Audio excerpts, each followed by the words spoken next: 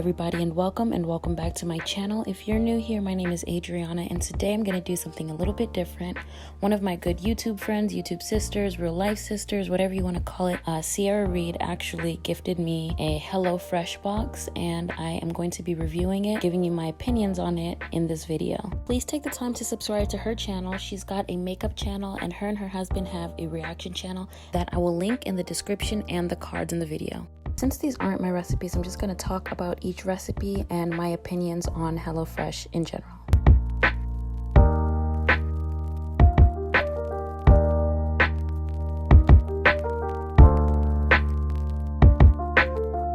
Ingredients were really fresh. You'll see later on in the video some of the ingredients are a little bit beat up, and I'm not going to lie, I had some of these recipes in my fridge for a while, but still super surprised at how long they held up. What's nice about this kit is that the ingredients are measured out for you, but you do have to read the instructions, which is something that I forgot to do. I just assumed, the pictures did enough talking for me.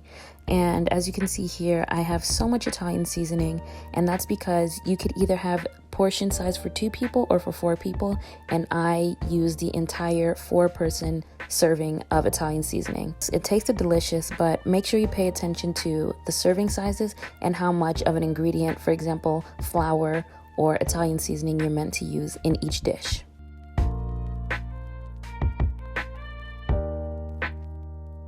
Overall, this recipe wasn't bad, but it wasn't my favorite. Personally, I think that bacon and pasta is a weird combination.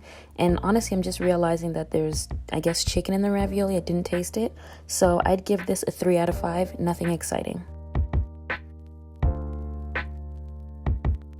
Next up, we have this Mediterranean-inspired couscous and chickpea bowl, which was actually my favorite dish that I got in the box.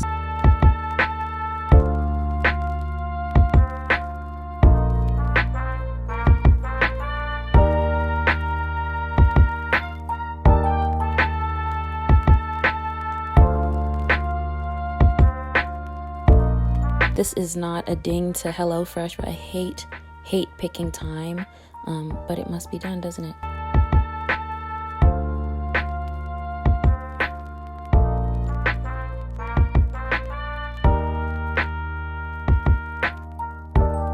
One con I do have about this is that a lot of the recipes just call for salt and pepper, and of course I understand they can't give you every single spice that you need. They give you some of the essentials like paprika, red pepper flakes, but the basics, they assume you have like salt, pepper, olive oil, and butter. I definitely had to add my own seasonings every now and then. This needed a little bit of spice, but I was still in the early stages of trying the box out. I wanted to stay true to what the recipe asked for, and despite not having all of those things, it was still a good recipe. I just wish there was a little bit more flavor besides just salt and pepper.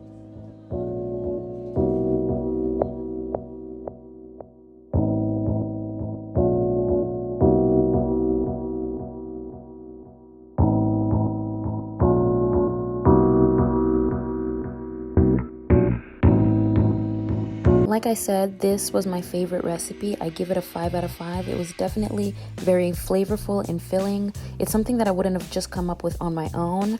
And the portions were a little bit off. I had so many chickpeas left over, but 5 out of 5. I even went to the store and bought Israeli couscous after this.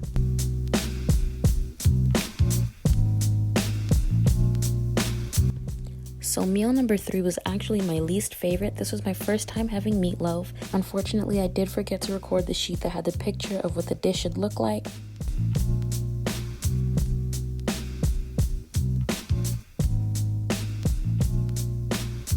Like I said, I had this box in my fridge for a while. As you can see, I've already had 3 different nail styles in this video. I started to get a little bit nervous about the ground beef in my fridge, so I rushed to make this. So if you do get this, I suggest making the most perishable items first. But as you can see, surprisingly, the ground beef still looks really good. It didn't get brown like most ground beef gets, and I'm just assuming it's because of the tight packaging it has.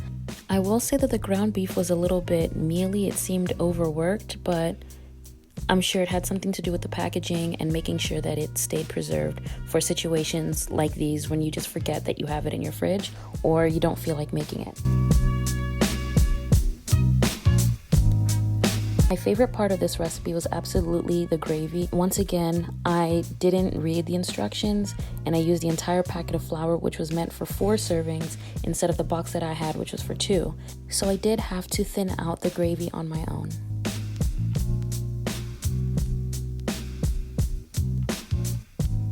Look at how beautiful those potatoes look.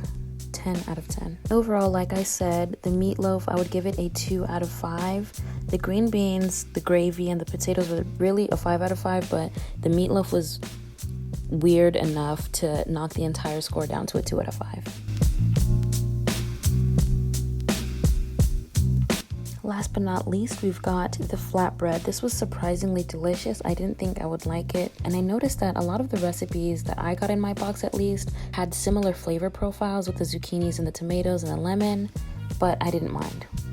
The website does allow you to pick what type of flavor profile or meal profile you're going for. So I went for the healthier options. So I can understand why they didn't give me so many heavy and rich protein options.